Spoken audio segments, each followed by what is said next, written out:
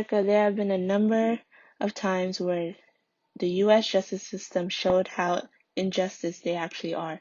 For many years, people are faced with harsh police brutality and are most often killed without any justice given back to the victim's family.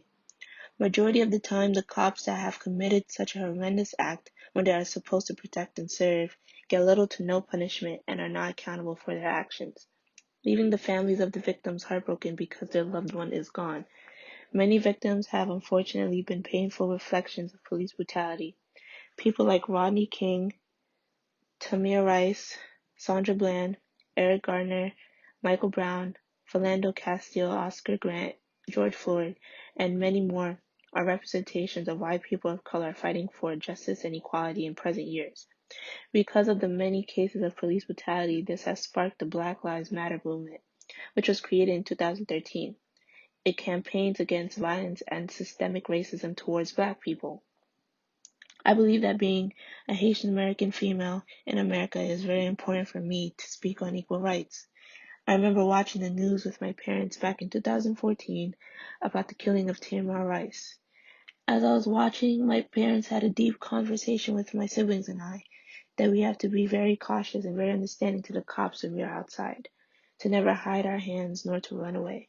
This was a very unusual feeling for me because me and Tamir Rice would be the same age if he was still here today. I always wondered that this could be anybody, and that worries me the most. Because of all the content showing of Black lives being lost due to police brutality, I was constantly worried about the people I love and people who are like me that I pray won't be another victim. I believe that Black people should fight for justice and equality in America. Black people have been oppressed, mistreated, discriminated, and violated for many years in the past and present. We have been treated unfairly, and because of the recent outbreak of protests and riots, I feel as though that shows that we are tired of being treated unfairly. When I watch these protests happening all across America and also worldwide, I feel that we are truly coming together to fight against the sick idea that injustice and racism is okay.